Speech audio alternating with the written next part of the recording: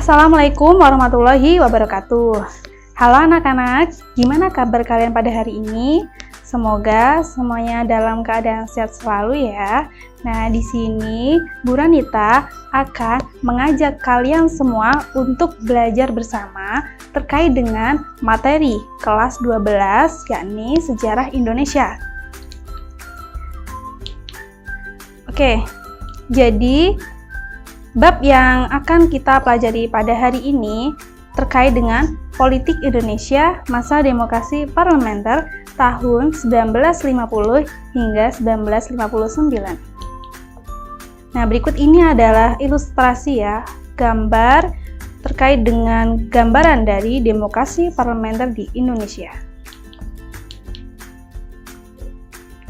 Oke, sebelum kita memulai pembelajaran pada hari ini, alangkah baiknya kita berdoa bersama-sama terlebih dahulu. Berdoa dimulai.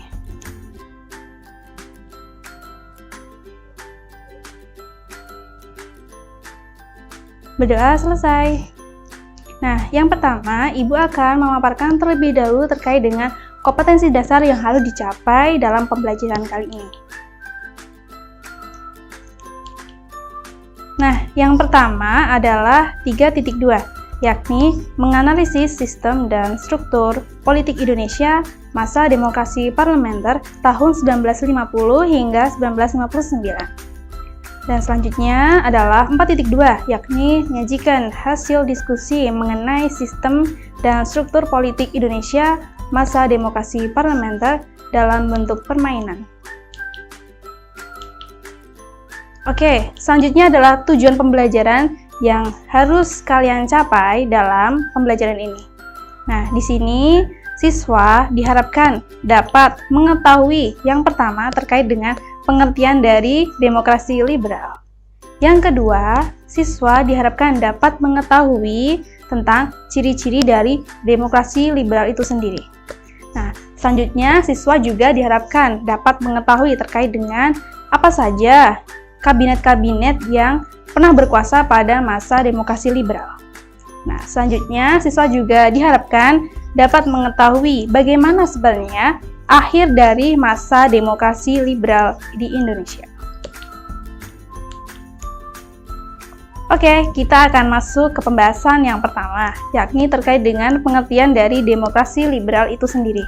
Nah, apakah demokrasi liberal itu? Nah, demokrasi liberal ternyata merupakan sebuah sistem politik yang mengutamakan kebebasan individu ya dalam setiap pengambilan keputusan dalam pemerintahan. Nah, saat itu pemerintah Indonesia dijalankan oleh suatu dewan menteri atau kabinet yang dipimpin oleh seorang perdana menteri, yang mana perdana menteri tersebut bertanggung jawab kepada parlemen atau DPR. Nah, jadi saat itu kenapa sistem yang diambil itu sistem demokrasi liberal ya? Karena saat itu memang bangsa Indonesia mengadopsi sistem demokrasi yang berasal dari bangsa barat. Jadi masih mengutamakan kebebasan individu dalam pemerintahan. Oke, selanjutnya kita akan bahas bersama-sama terkait dengan ciri-ciri dari demokrasi liberal. Yang pertama, sistem pemerintahan itu parlementer. Nah, maksud dari sistem pemerintahan parlementer itu sendiri adalah dalam pemerintahan terdapat seorang perdana menteri yang bertugas untuk menjalankan berbagai pemerintahan. Nah, saat itu perdana menteri bertanggung jawab kepada parlemen. Nah, tentu anak-anak di sini sudah tidak asing bukan dengan istilah anggota parlemen. Nah, anggota parlemen ini maksudnya ya anggota DPR itu sendiri. Nah, sama saat itu juga. Jadi, seorang perdana menteri dia harus bertanggung jawab pada DPR atau parlemen. Jadi, parlemen itu memiliki hak untuk memilih seorang perdana menteri. Bahkan dia juga punya hak untuk menggulingkan perdana menteri itu sendiri. Untuk ciri yang kedua, yakni presiden ini sebagai kepala negara dan perdana menteri sebagai kepala pemerintahan. Jadi, maksud dari presiden itu sebagai kepala negara, presiden itu cenderung menjadi simbol negara saja, karena yang menjalankan sistem pemerintahan adalah seorang Perdana Menteri. Untuk ciri yang selanjutnya adalah menggunakan UUDS 1950. UUDS 1950 ini digunakan pasca Indonesia berubah menjadi Negara Kesatuan Republik Indonesia. Karena sebelum Indonesia memasuki sistem demokrasi liberal, negara Indonesia itu masih berbentuk serikat atau biasa disebut dengan Republik Indonesia Serikat. Dan saat itu konstitusi yang digunakan adalah UUD RIS atau Undang-Undang Dasar Republik Indonesia Serikat. Nah, baru ketika Indonesia ini memasuki sistem demokrasi liberal, maka konstitusi yang digunakan adalah UUD sementara 1950, karena memang bangsa Indonesia belum membentuk undang-undang yang baru, jadi masih menggunakan undang-undang yang sifatnya itu sementara. Untuk ciri yang keempat adalah muncul gerakan separatis. Gerakan separatis ini tentu sudah tidak asing lagi ya di telinga, karena pada bab sebelumnya gerakan separatis ini sudah dipelajari ya, khususnya dalam materi perjuangan menghadapi ancaman disintegrasi bangsa, yang diantaranya terdapat gerakan pemberontakan seperti Republik Maluku Selatan, Gerakan Andi Aziz, PRRI, Permesta, dan sebagainya.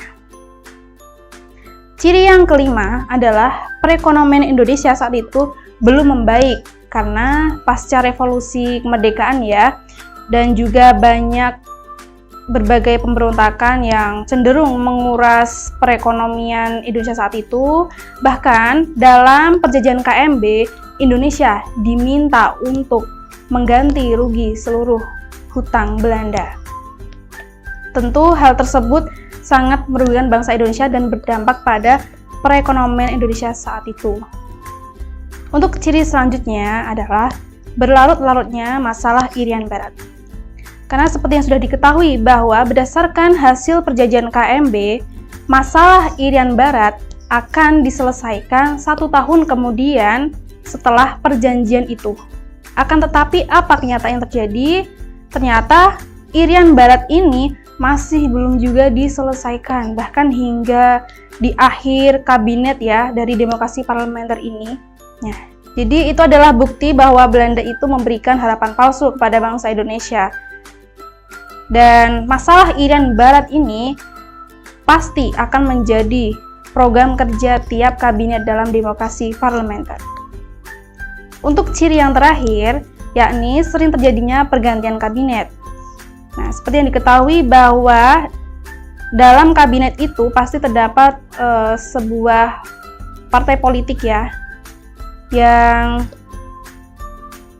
berusaha untuk menjalankan pemerintahan. Nah, tentunya ada partai politik lain gitu ya, partai politik lain yang cenderung tidak suka terhadap program kerja yang dijalankan oleh kabinet itu. Maka sering sekali ketika seorang Perdana Menteri dalam sebuah kabinet itu menjalankan pemerintahan, ada partai oposisi yang menentang gitu ya terhadap apa yang sudah kabinet itu lakukan.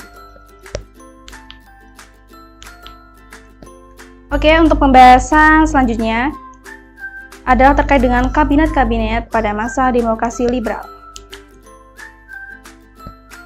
Nah, kabinet yang pertama ini adalah Kabinet Natsir. Kabinet Natsir ini mulai berkuasa semenjak 6 September 1950 hingga 21 Maret 1951. Ini ya, merupakan ilustrasi dari Kabinet Natsir. Memang orangnya itu cenderung sedikit ya, tidak seperti masa sekarang gitu. Kalau masa sekarang kan orang-orang yang duduk dalam kabinet itu kan orangnya lebih banyak gitu dari Kabinet Natsir ini. Nah, kemudian partai yang saat itu ada dalam sebuah kabinet yakni Partai Masyumi dan memiliki oposisi yakni Partai Nasionalis Indonesia.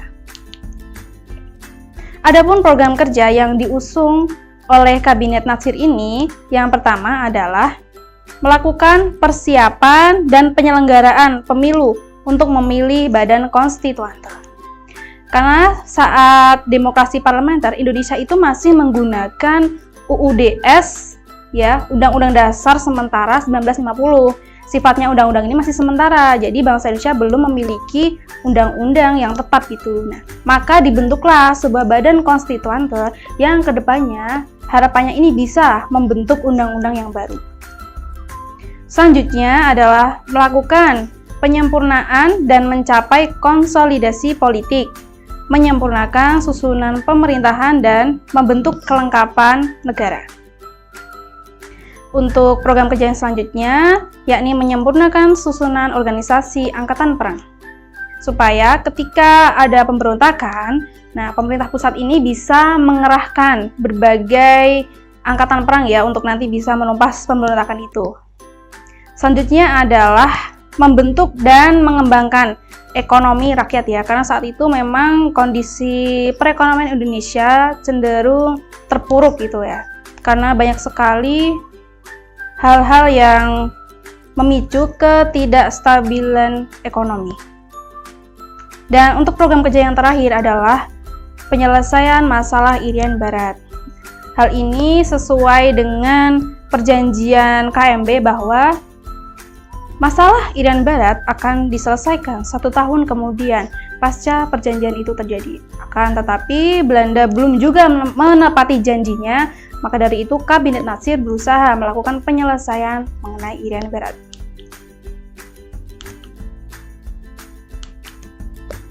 Nah, untuk selanjutnya terkait dengan prestasi atau keberhasilan yang pernah diraih oleh Kabinet Natsir. Yang pertama adalah Sumitro Plan ya, atau Rencana Sumitro. Lebih tepatnya itu Pak Sumitro Djahadikusumo. Ya, Pak Sumitro Djahadikusumo ini merupakan bapak dari Pak Prabowo. Saat itu Sumitro Plan ini bermaksud ya untuk mengeluarkan sebuah kebijakan ekonomi yang dapat memperbaiki keterpurukan ekonomi yang terjadi saat itu.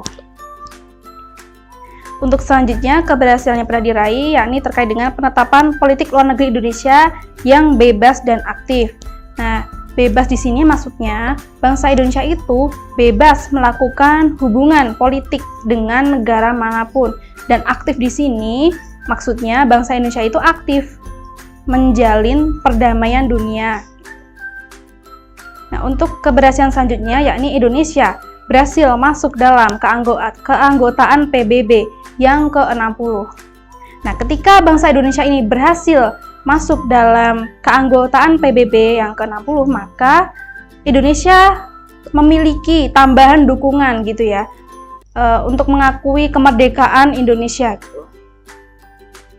Dan keberhasilan yang dicapai selanjutnya yakni Indonesia berhasil melakukan perundingan terkait dengan masalah Irian Barat untuk pertama kalinya. Jadi Kabinet Natsir ini berhasil ya melobi untuk melakukan perundingan masalah pengembalian Irian Barat pertama kalinya gitu. Nah, meskipun program kerja dari Kabinet Natsir ini sangat bagus, akan tetapi ternyata masalah atau kendala ini masih dihadapi oleh kabinet ini. Nah, yang pertama tentunya terdapat sebuah pemberontakan terkait dengan disintegrasi bangsa, seperti yang sudah Ibu sampaikan tadi ya, ada DITII, kemudian RMS, Andi Aziz, Permesta, PRRI, dan sebagainya. Nah, selanjutnya adalah Mosi Hadikusumo terkait dengan Peraturan Pemerintah Nomor 39 ya, tahun 1950. Nah, Hadikusumo ini asalnya itu dari Partai Nasionalis Indonesia, yakni oposisi dari Masyumi, ya, oposisi dari Natsir yang saat itu menjabat sebagai Perdana Menteri.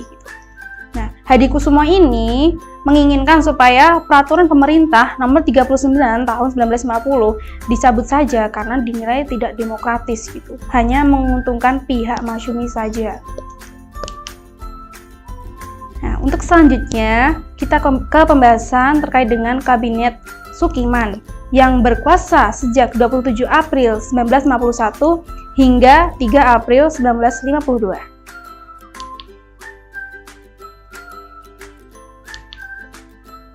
Nah, berikut ya merupakan Pak Sukiman, Perdana Menteri pada masa demokrasi parlementer yang kedua. Jadi Kabinet Sukeman ini terdapat koalisi partai ya, yakni Partai Nasionalis Indonesia dan juga Partai Masyumi. Kemudian terkait dengan program kerja dari Kabinet Sukeman, yang pertama ini, kabinet ini berusaha memulihkan stabilitas keamanan dan ketertiban. Karena apa? Karena pada masa Kabinet Natsir sebelumnya, terdapat banyak sekali ya pemberontakan yang mengancam disintegrasi bangsa, yang mengakibatkan keamanan dan ketertiban negara saat itu sangatlah terganggu. Jadi Kabinet Sukeman ini berusaha untuk memulihkan kembali keamanan dan ketertiban tersebut. Untuk selanjutnya, kabinet ini berusaha mengusahakan kemakmuran rakyat dan berusaha untuk memperbaharui hukum agraria yang sesuai dengan kepentingan para petani. Untuk yang ketiga, kabinet ini mengusung program kerja yakni mempersiapkan pemilu. Dan yang keempat, masih sama dengan kabinet sebelumnya, yakni mengusung politik luar negeri yang bebas dan juga aktif. Nah, untuk selanjutnya, penyelesaian masalah Irian Barat masih juga dibawa pada masa Kabinet Sukeman, karena memang pada masa Kabinet Natsir, masalah perundingan Irian Barat yang pertama kalinya ternyata mengalami jalan buntu. Nah, dan yang terakhir, program kerja dari Kabinet Sukeman ini adalah menyiapkan undang-undang, khususnya undang-undang dalam penentuan upah para buruh.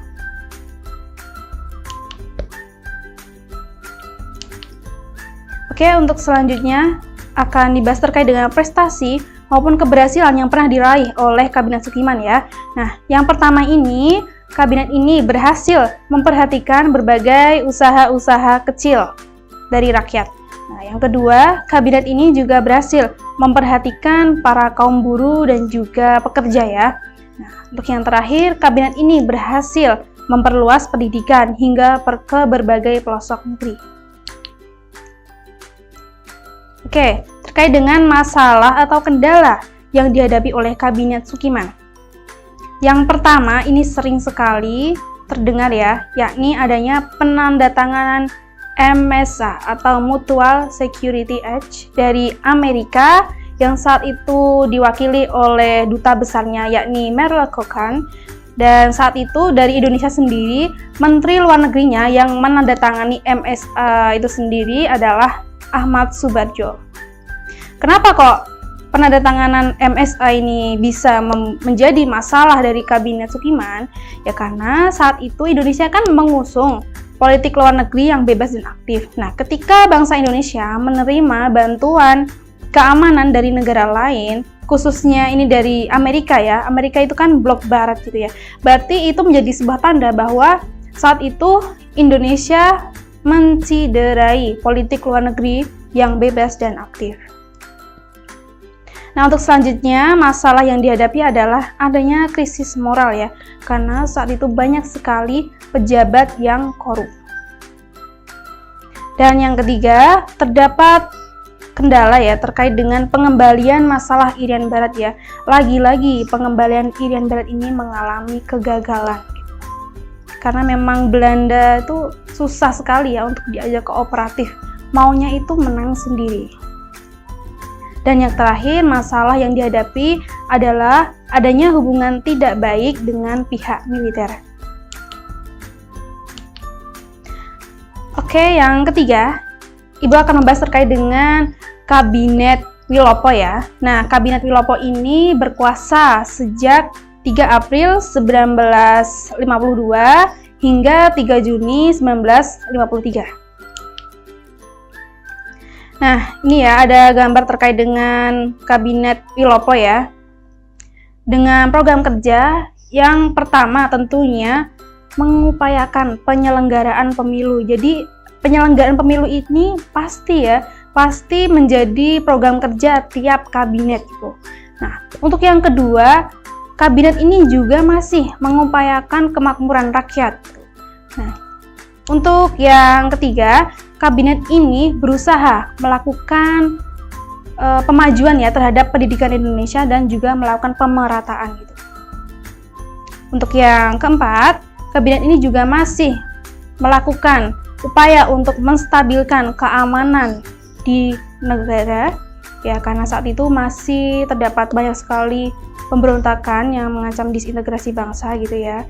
Maka dari itu keamanan ini masih diupayakan stabilitasnya oleh Kabinet Wilopo. Nah, untuk yang kelima, kabinet ini berusaha untuk melakukan penyelesaian hubungan antara Indonesia dengan Belanda. Selain itu, kabinet ini juga berusaha untuk menyelesaikan terkait dengan masalah pengembalian Irian Barat, karena hingga saat itu juga masalah Irian Barat ini belum juga terselesaikan dengan baik. Nah, untuk yang terakhir, kabinet ini masih mengusahakan politik luar negeri Indonesia yang bebas dan aktif, karena sebelumnya juga ada sebuah masalah ya terkait pelanggaran politik luar negeri Indonesia yang bebas dan aktif, yang mana seharusnya Indonesia itu tidak menerima bantuan dari blok manapun gitu ya, tapi pada masa kabinet Sukiman ternyata Indonesia melakukan penandatanganan MSA dari Amerika. Nah, berikut ini adalah koalisi partai pada masa kabinet Wilopo, pada masa demokrasi liberal ya. Nah, ada Masyumi, terus ada juga Partai Nasional Indonesia, dan yang terakhir ini adalah Partai Sosialis Indonesia.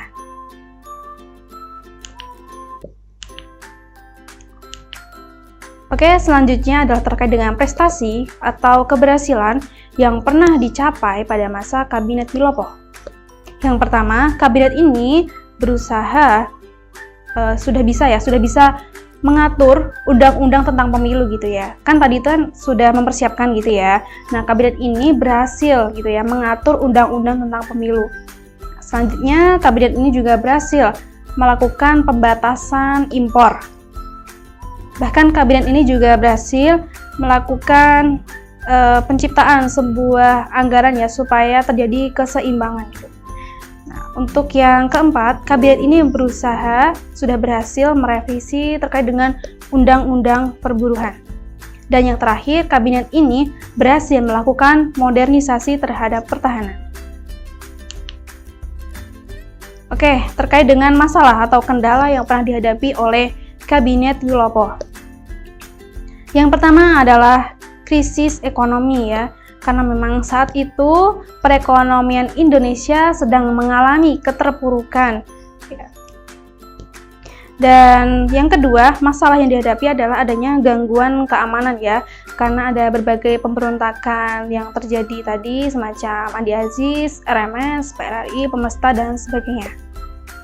Terus ada peristiwa 17 Oktober ya. Jadi peristiwa 17 Oktober ini merupakan peristiwa yang terjadi perselisihan ya antara Angkatan Darat dengan Parlemen ya. Saat itu Angkatan Darat itu ingin supaya Parlemen itu dibubarkan saja gitu ya, karena Parlemen ini ikut campur dalam urusan Angkatan Darat gitu, dan dinilai kurang maksimal gitu dalam menjalankan tugasnya. Nah, saat itu juga peristiwa 17 Oktober ini membuat seorang kepala staf Angkatan Darat, yakni Abdul Haris Nasution, turun dari jabatannya gitu, dan digantikan oleh orang lain. Nah, untuk selanjutnya ada peristiwa Tanjung Morawa. Jadi peristiwa Tanjung Morawa ini adalah sebuah peristiwa yang terjadi di Delhi, Sumatera Timur ya. Nah, saat itu ada perselisihan gitu antara aparat keamanan dengan para petani di situ ya. Bahkan timbul banyak sekali korban jiwa pada peristiwa itu, dan akhirnya menimbulkan mosi tidak percaya kepada kabinet Wilopo ya, karena kabinet Wilopo ini dinilai tidak bisa mengatasi masalah tersebut gitu, hingga menimbulkan korban jiwa khususnya di kalangan para petani. Nah, selanjutnya adalah kabinet Ali Sastroamidjojo I. Nah, berikut ya ilustrasi dari Pak Ali Sastroamidjojo. Adapun program kerja yang diusung pada masa kabinet Ali ini, yang pertama adalah masalah keamanan dan juga kemakmuran ya. Masih sama seperti kabinet-kabinet sebelumnya gitu ya. Terus juga ada pengupayaan untuk segera menyelenggarakan pemilu. Dan yang ketiga ini masih sama ya, melakukan pembebasan terhadap Irian Barat. Yang keempat juga masih mengupayakan politik luar negeri Indonesia yang bebas dan juga aktif. Dan yang kelima, kabinet ini berusaha melakukan peninjauan kembali terhadap persetujuan dari KMB. Dan yang terakhir, kabinet ini berusaha menyelesaikan berbagai konflik politik yang saat itu terjadi.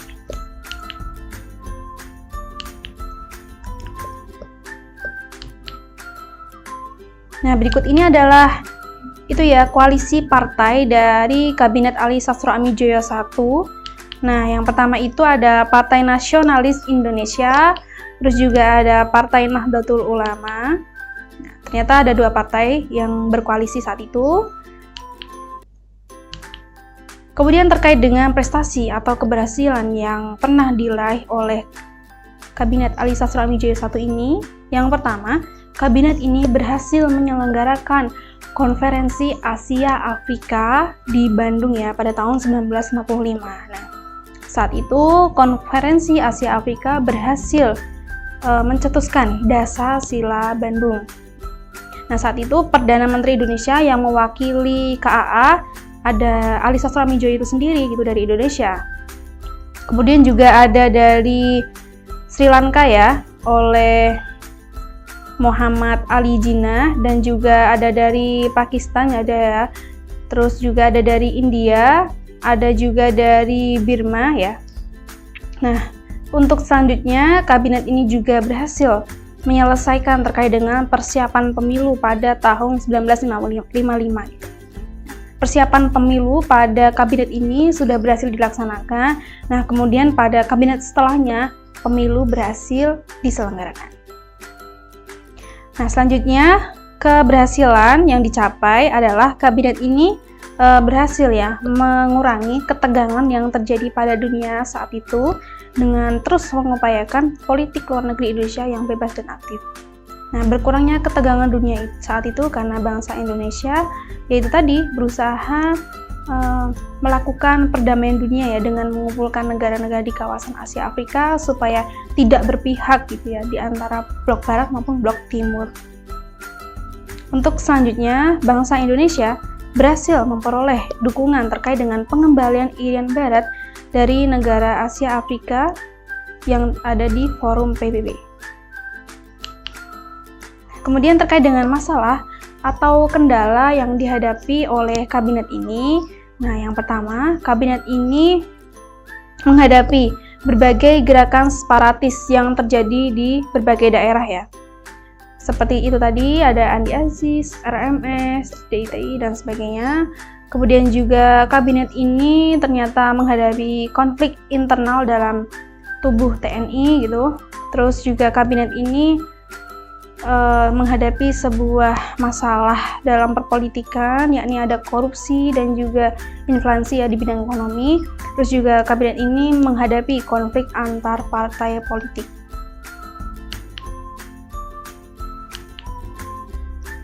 Oke, selanjutnya adalah kabinet dari Burhanuddin Harahap. Nah, kabinet Burhanuddin Harahap ini mulai berkuasa sejak 12 Agustus 1995 hingga 3 Maret 1955. Nah, berikut ini adalah ilustrasi dari pengangkatan Perdana Menteri Burhanuddin Harahap. Adapun partai yang saat itu ada dalam kabinet ini yakni ada Partai Masyumi. Nah, berikut ini adalah program kerja yang diusung oleh Kabinet Burhanuddin Harahap ya. Nah, yang pertama ini Kabinet Burhanuddin Harahap berusaha untuk mengembalikan wibawa pemerintah di mata rakyat dan juga angkatan darat. Terus yang kedua, kabinet ini juga berusaha untuk melaksanakan pemilu. Dan yang ketiga, kabinet ini berusaha melakukan pemberantasan terhadap korupsi yang semakin merajalela saat itu. Terus juga kabinet ini berusaha melakukan upaya pengembalian terhadap Irian Barat ya. Dan yang terakhir, kabinet ini berusaha melaksanakan kerjasama Asia Afrika, meneruskan keberhasilan dari kabinet sebelumnya. Nah, terkait dengan prestasi apapun keberhasilan yang pernah diraih oleh Kabinet Burhanuddin Harahap, Nah, yang pertama ini kabinet ini berhasil ya melaksanakan pemilu yang pertama kalinya gitu pada tahun 1955 sebanyak 2 kali. Yang pertama itu pada tanggal 29 September 1955 untuk memilih anggota DPR. Nah, saat itu ada 4 partai besar ya yang menjadi pemenang dalam pemilu, yakni ada Partai PNI, kemudian Masyumi, ada NU, dan juga ada Partai Komunis Indonesia.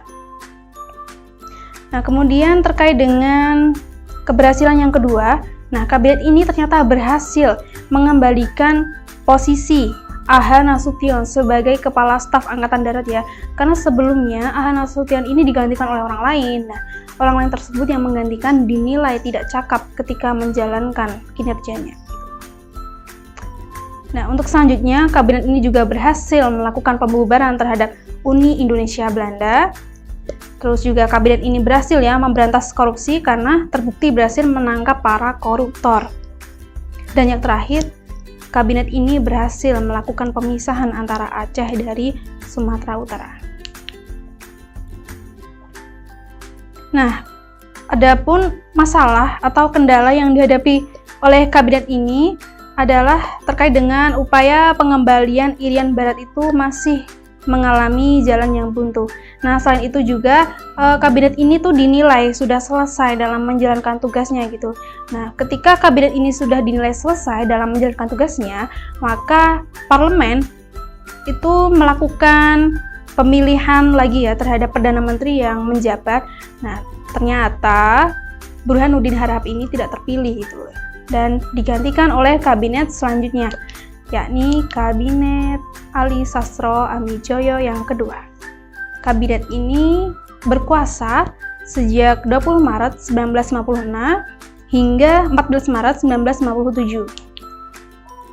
Nah, berikut ini adalah ilustrasi dari Kabinet Ali Sastro Amijoyo ya yang kedua. Dan program kerja yang diusung pada Kabinet Ali II ini yakni pembatalan terkait dengan konferensi meja bundar.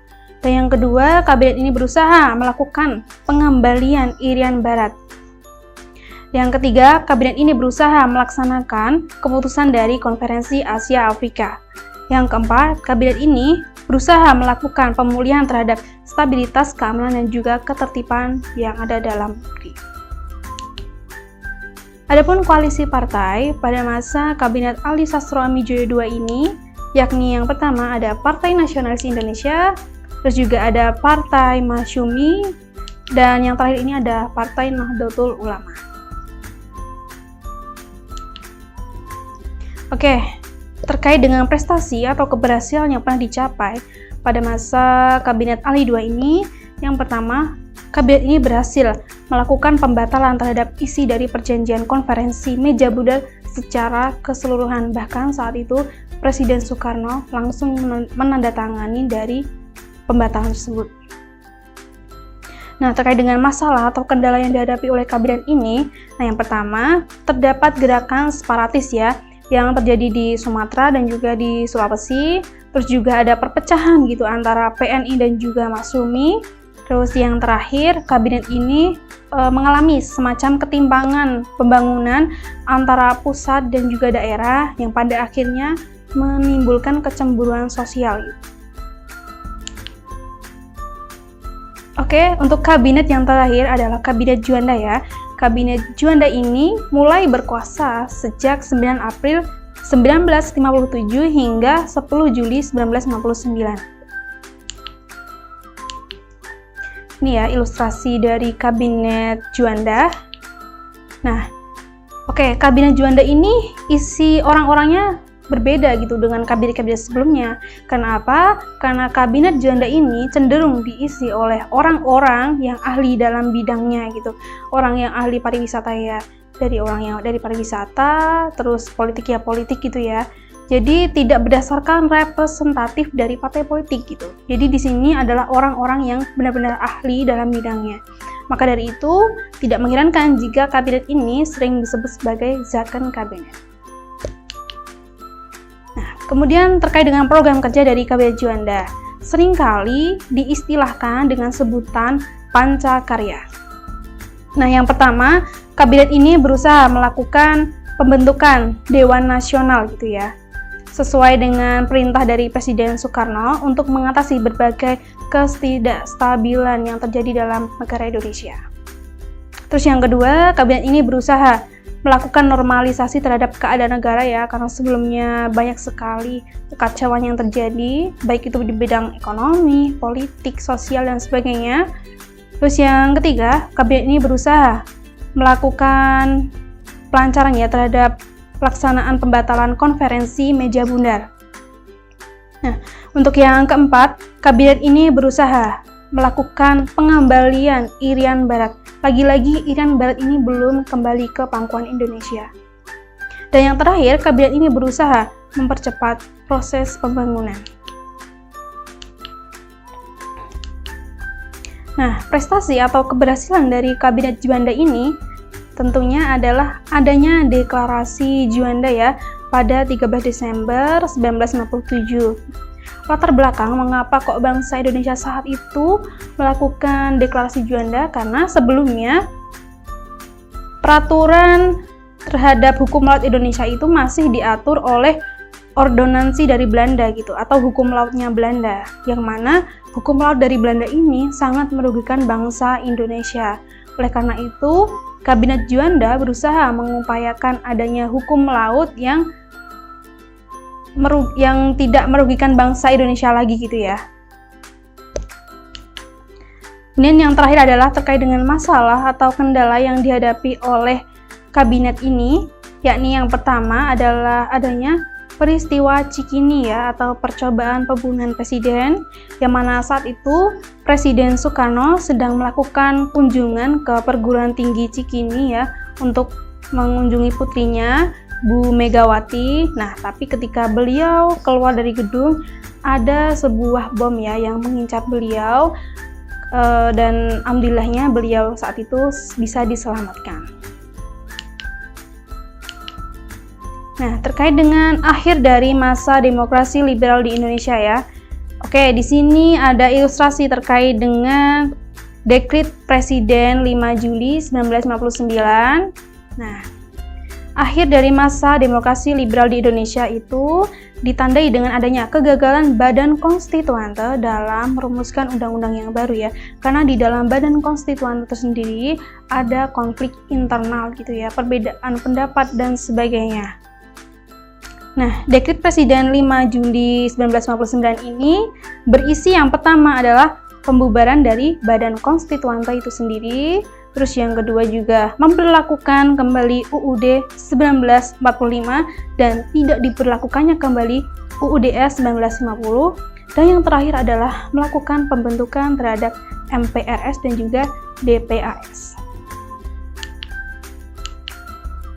Oke, ternyata pemaparan materi Ibu hari ini sudah selesai. Nah, di sini ada semacam quotes of the day, yakni mereka yang tidak mau belajar sejarah akan terkutuk untuk mengulangi sejarah itu sendiri, oleh George Santayana. Nah, terima kasih untuk kalian semua yang telah menyimak materi pembelajaran pada hari ini dari awal hingga akhir tanpa men-skip video ya, supaya tidak mengalami gagal paham. Nah, sekian dari Ibu. Mohon maaf apabila terdapat kekurangan dalam penyampaian materi. Dan wassalamualaikum warahmatullahi wabarakatuh.